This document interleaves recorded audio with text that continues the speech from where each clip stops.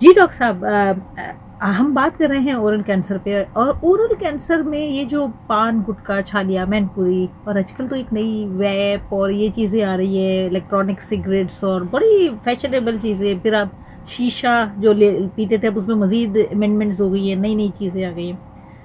ये कैसे शुरू होता है, ये जो पान वगैरह जो, चलिए ये वेप वगैरह तो ज़रा महंगी चीज़ें हैं, ये जो रिमोट एरियाज हैं हमारे कराची के डाउन साइड के, ठट्टा साइड है, ठट्टा बदीना है, है, फिर यहाँ कराची बहुत के ज़्यादा लियारी और इस लिहारी साइड में के बिल्कुल। रिमोट एरियाज थोड़े से हैं, उनके नौजवानों में हमें बहुत चीज़ें मिलती हैं। बिल्कुल।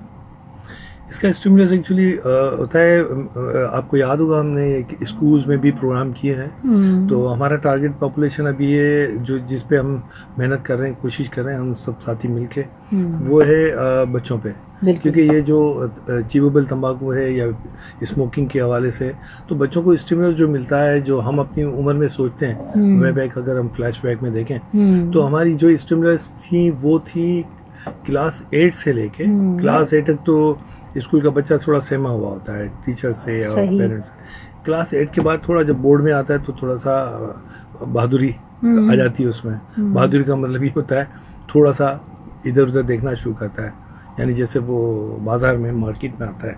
तो वो क्लास 8 के बाद से शुरू होता है, और 12वीं क्लास तक जो बच्चे होते हैं इनको बहुत ज़्यादा प्रॉब्लम होती है। वो थ्रिल फील करते हैं स्मोकिंग में, या बुजुर्ग लोग भी अगर पान वगैरह खा रहे होते तो उसको देखते हुए भी इनकी आदत बन जाती है। मैनपुरी गुटखा आजकल है, तो वो ये चीज़ें स्टिमुलस वहाँ क्लास 8 to 12 मिलती है। तो हमें और आपको कोशिश तो ये करनी चाहिए कि इन क्लासेस में, स्कूल्स में जाके हमें बताना होगा कि इन चीज़ों के क्या असरात हैं, बुरे असरात हैं, और किस तरह से ये अल्टीमेटली प्रॉब्लम्स करते हैं। बड़ी उम्र के लोग जो इस आदत में मुब्तला हैं उनके लिए हमने फ़ोटोग्राफ्स रखे हुए हैं। क्योंकि हमारे पास जो लेट पेशेंट्स आते हैं ना, एक्चुअली मैं आपको बताऊं, मेरे पास एक्सपीरियंस ही है डिफरेंट। मैं शहर, कराची शहर में, जैसे ये एक तरह से इसको कहा जाता है कि पढ़े लिखों का शहर है, डेवलप कंट्री शहर है, लेकिन मैंने जामशरू में भी काम किया, इंटीरियर में भी काम कर रहा हूँ, और शौकत खाना में लाहौर में भी काम किया था।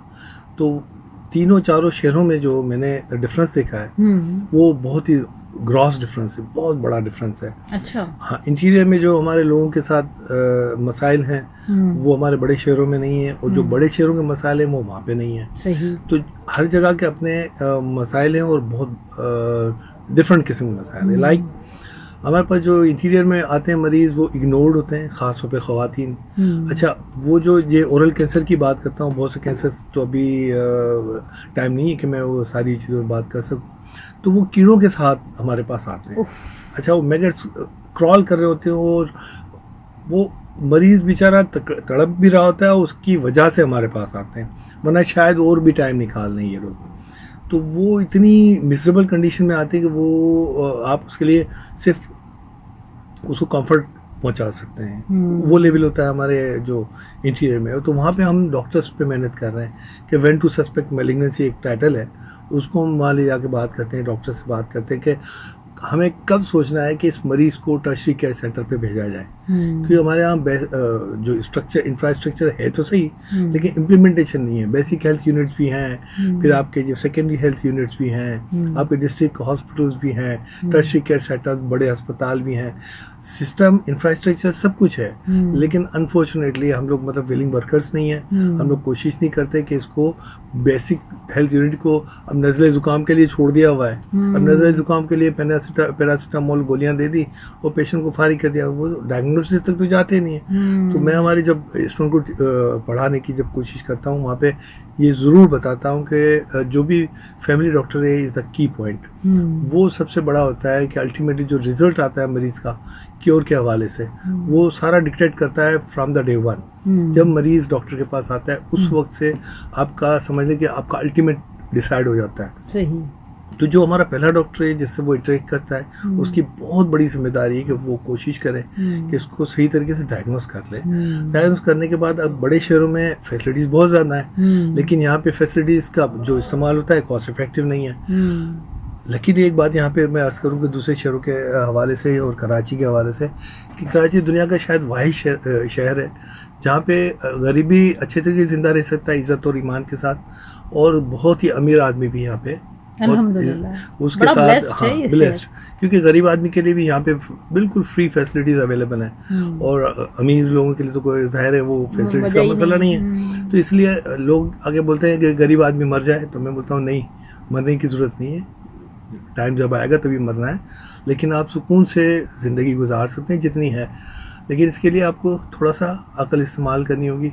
और जो आपने एक बात कही थी ना शुरू में कि वो अल्लाह पे डाल देते हैं, अल्लाह ने अकल भी तो अल्लाह ने ही दी है ना। जी, तो अगर अल्लाह की नेमतों की ना फरमानी करेंगे या उस नेमत का शुक्र नहीं करेंगे अकल का, तो फिर तो जाहिर है फिर अल्लाह के ऊपर डाले अल्फाजों से क्या होता है। हाँ जी, तो अल्लाह ताला ने तो इतनी अकल इतनी बड़ी अल्लाह ने दे दी है समझने के लिए, सोचने के लिए, तो हमें सोचना है, समझना है, और फिर इन चीज़ों का इस्तेमाल करना है, जायज़ इस्तेमाल। अब हमारे एक्सपीरियंस में ये भी आता है कि जो कोई रेफरेंसेस लेके आते हैं, सिफारिशें लेके आते हैं लोग, और कोई इंडिकेशन हो या ना हो उनको टेस्ट करवाने, महंगे टेस्ट होते हैं जिससे आप डायग्नोस कर सकते हो, उस पर ओवरलोड, अननेसेसरी ओवरलोड होता है। इंडिकेशन ना भी बन रही हो तो वो भेज देते हैं कि यार सिर्फ मैंने कह दिया तो करके दो या करा के दो, फ्री है करा दो। तो इस तरह भी हमारे लोगों को भी सोचना चाहिए, अननेसेसरी मिसयूज ऑफ रिसोर्सेज भी ना हो, वो प्रॉपर इस्तेमाल हो, हर जगह हर चीज़ होना भी ज़रूरी नहीं है, तो इस तरह होना चाहिए। अल्लाह ताला हमारे लोगों को समझते हैं, बिल्कुल इस चीज़ का ख्याल रखना चाहिए, क्योंकि देखिए ना ये जो आपको चीज़ें मुयस्सर हैं अगर, तो जितनी आबादी है उस हिसाब से तो चीज़ें बहुत कम है, तो उन रिसोर्सेज को तो हमको उनके लिए छोड़ना चाहिए जो वाकई डिजर्व करते हैं, जो इसके जिनके लिए हैं। अगर आप फ्री समझ के उसको यूटिलाइज कर रहे हैं तो इसकी भी तो पूछ पड़त होगी, और सबसे ज़्यादा तो उसकी पूछ पड़त होगी कि जो आपने अपने मुंह को, अपनी ज़बान को, अपने दांतों को, अपने मसोड़ों को तकलीफ दी, जिसकी वजह से आप ओरल कैंसर में मुब्तला हुए, आपने पान गुटखा छालिया खाया, आपने अपने पैसों को बजाय इसके कि अपनी फैमिली पे, अपने अच्छे मकासद पे खर्च करते, आपने अपने चंद सेकंड्स के इत्मीनान के लिए जो है नशा करने के लिए आपने इस्तेमाल किया, और फिर वो ज़िंदगी भर का आपने बोझ अपने घर वालों पे डाल दिया। आप तो बीमार होकर एक तरफ बैठ जाते हैं, पीछे फैमिली का क्या हाल होता है, आप थोड़ा सा इस पर भी रोशनी डालिएगा। शायद आज है तो ईद का मौका, और हमें जो है नहीं था बिल्कुल मूड इसका कि हम इस किस्म की बात उठाते, बट इस कदर अलार्मिंग किस्म के जो है वो फैक्ट्स एंड फिगर आ रहे हैं हमारे पास कराची से स्पेशली, कि ओरल कैंसर में हमारी नौजवान नस्ल मुतासर हो रही है। तो फिर रहा नहीं गया, हमने सोचा चले आज इस मौके पर एक तरफ कुर्बानी जहाँ हो रही है, लोग अपना माल कुर्बान करके अल्लाह की राह में खुशी होने की कोशिश, अल्लाह को राज़ी करने की खुशी हासिल कर रहे हैं, तो वहीं पर कम्युनिटी सर्विस के हवाले से हम ये मैसेज दें कि जो आप अपने अंदर, अपने मुंह में, अपने जिस्म पे जो चीज़ें ले रहे हैं, और खुदा न खास्ता ये चीज़ें आपको कैंसर की तरफ ले जाती हैं, तो वो कितनी ख़तरनाक है, और कम्युनिटी के लिए, मुल्क के लिए, शहर के लिए कितना नुकसानदेह है, हॉस्पिटल के लिए कितना बड़ा बर्डन है। ये सवाल ये बनता है कि इनमें ऐसी क्या चीज़ है जिसकी वजह से होता है। बिल्कुल कि तलब होती है, तलब होती है, क्यों? ये नशा है, और नशा मजहब में बिल्कुल मना है, हमारे मजहब में तो बिल्कुल ही मना है। ये किसी भी मजहब में नशा हलाल नहीं है, किसी भी मजहब में। आप यकीन जाने, मैंने जो थोड़ा बहुत जानता हूँ, हमारे दोस्त काफ़ी मुख्तलिफ मज़ाहिब से हैं, तो उनके हवाले से भी किसी मजहब में ये जो नशावर चीज़ें हैं किसी मजहब में हलाल नहीं है। जाहिर है जब इंसान अपने होश में नहीं रहे या वो एक्स्ट्रा ऑर्डिनरी एक्टिव हो जाए तो वो चीज़ें तो बैलेंस आउट कर देती है, बैलेंस आउट। तो जब ये मैनपुरी गुटखे खाते हैं तो इसके अंदर जो चीज़ें अलार्मिंग है या जो टॉक्सिक है, पान का पत्ता इतना टॉक्सिक नहीं है। वो अगर खाने के बाद अगर अपना मुंह का जायका चेंज करना है तो सिर्फ पान का पत्ता लेने में कोई हर्ज नहीं होता, लेकिन इसके साथ जो छालिया होती है उसमें केमिकल्स भी हैं, उसमें क्रॉनिक इरिटेंट्स भी हैं, फिजिकल इरिटेंट्स भी हैं, तो उससे भी बचना है। फिर कत्था है, चूना है।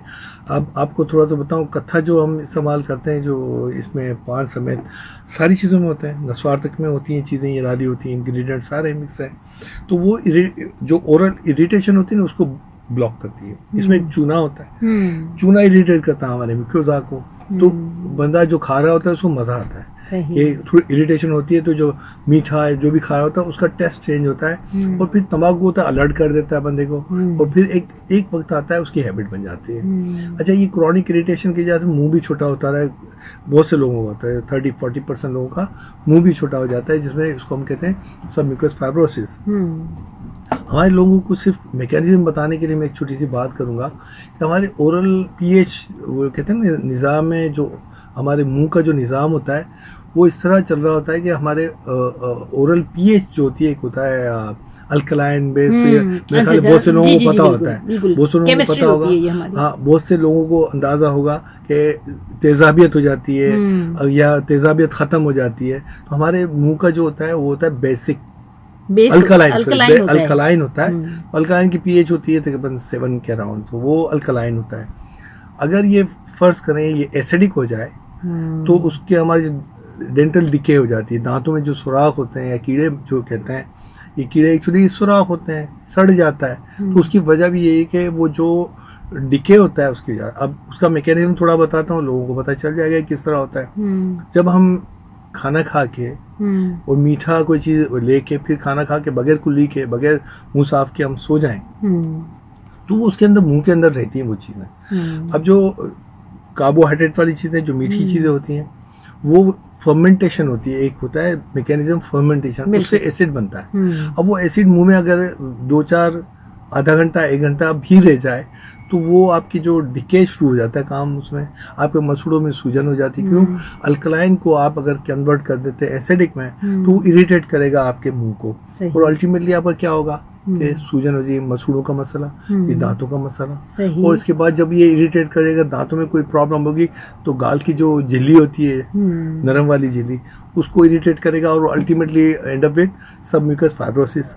अब submucous fibrosis pre malignant condition है, कैंसर से पहले की अलामात है। तो इन चीजों से बचने के लिए पान गुटके मैनपुरी क्यों खाए बंदा? तो इसको अगर एसिडिक मीडियम को अल्कलाइन बनाने के लिए 2-3 चीज़ें जो मैं अर्ज कर दूं अपने साथियों के लिए, अपने लोगों के लिए, कि अगर हम फर्ज करें इसको अल्कलाइन करना है तो ये जो टूथ ब्रश होते हैं ना, ये हमारे मसूड़ों पे इरिटेट वो करते हैं, ट्रॉमा इस्तेमाल करें, सॉफ्ट वाले भी करते हैं जो डेंटिस्ट बताते हैं। ज़ाहिर मैं डेंटिस्ट तो नहीं हूँ, लेकिन वही वाली बात है कि ये वो इसको ट्रॉमा भी कर सकते हैं। जो मिसवाक है ना, अगर मिसवाक के इंग्रेडिएंट आप देख लेंगे ना, तो इसमें सारी प्रोटेक्टिव मेजर्स हैं। उसके अंदर वो केमिकल्स भी हैं जो मिसवाक, जो असल मिसवाक आती है इसमें वो इंग्रेडिएंट्स भी हैं जो आपकी पीएच को, ओरल पीएच को अल्कलाइन करती है। विटामिन सी का भी उसमें इंग्रेडिएंट है और जिंक के भी हैं। तो ये सारे प्रोटेक्टिव भी है और हीलिंग वाले भी इसमें। ऐसे ही तो ना मेरे नबी सल्लल्लाहु अलैहि वसल्लम ने मिसवाक का इस्तेमाल इतना ज्यादा किया कि शायद वो फर्ज ये तो हमारे मजहब के हवाले से तो हमारे लिए तो सबसे बड़ी बात है। लेकिन मैं अपने दूसरे मजहब के दोस्त हैं उनको भी कहूंगा, उन लोगों के लिए भी इम्पोर्टेंट है सबके। तो बिल्कुल मैं उसी अर्ज कर रहा हूँ कि मुझे भी इतना आइडिया नहीं था। जब ओवर द पीरियड मैंने जब ये वाला काम शुरू किया अवेयरनेस के हवाले से, हम दोस्त जाते हैं कम्युनिटीज में, तो मैंने देखा कि इस पे बहुत रिसर्च हुई है। ज़ाहिर ये हमारी रिसर्च इस्लामिक कंट्रीज में ही हुई है, और इसमें यकीन जाने मैं आपको अर्ज कर रहा हूँ कि उस मिसवाक की वजह से आपकी ओरल हाइजीन बहुत बेहतर हो जाती है। और आपने देखा होगा कि डेंटिस्ट के पास हम जैसे लोग होते हैं जो मैनपुरी गुटखे खाते हैं, जो लोग, वो लोग ज़्यादा वहाँ पे जाते हैं, और जो मीठी चीज़ें खाते हैं फिर वो मुंह साफ नहीं रखते। तो इसके लिए फ्लोराइड टूथपेस्ट इज ओके, क्योंकि वो फ्लोराइड एक इंग्रेडिएंट है, वो ज़रूरी होता है। इसके साथ अगर हम मिसवाक यूज़ कर लेना तो बहुत अच्छा है। कम से कम 2 दफ़ा इस्तेमाल करें, सुबह शाम। तो ये जो मुंह में कोई चीज़ रह जाती है फिर एसिडिफाई नहीं होता अपना ओरल कैविटी का। सबसे बड़ी बात है मिसवाक से प्लाक तो बिल्कुल ही नहीं बनता, बिल्कुल नहीं बनते। लेकिन सुबह शाम ब्रश करें फिर भी प्लाक बनता है, और बदबू भी नहीं आती, बदबू भी नहीं आती। ये चीज़ें सारी हैं, तो अल्लाह ताला हम सबको तौफीक दे कि ये हम इसको यूँ समझें कि साइंस की तरक्की की वजह से हुआ है, और हमारा मजहब इस्लाम लेटेस्ट मजहब है। साइंस हमेशा लेटेस्ट चीज़ों को वो करता है, एडमायर करता है।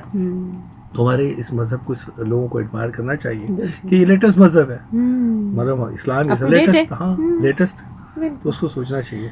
आपको पता है ये सब बातों के अलावा रोज़े महशर आपको जवाब देना है अपने हर आज़ा बोलेगा, उस वक्त क्या करेंगे हम तो कुछ भी नहीं कर पाएंगे और सब गवाही देंगे। सो कोशिश कीजिए कि पान गुटखा छालिया मैनपुरी से दूर रहें, ओरल कैंसर से दूर रहें, और अपनी मईशत पर, अपने मुल्क पर मजीद बोझ ना डालें। सुनते रहिए सेंट पुलिस FM 88.6। यहाँ लेते हैं एक छोटा सा ब्रेक। बहुत हो गई खतरनाक सी बातें, थोड़ा सा हम आपको अच्छा सा ट्रैक भी सुनाते हैं। ईद का ये मौका है, एंजॉय कीजिए, कहीं मत जाइएगा, हमारे साथ रहिए।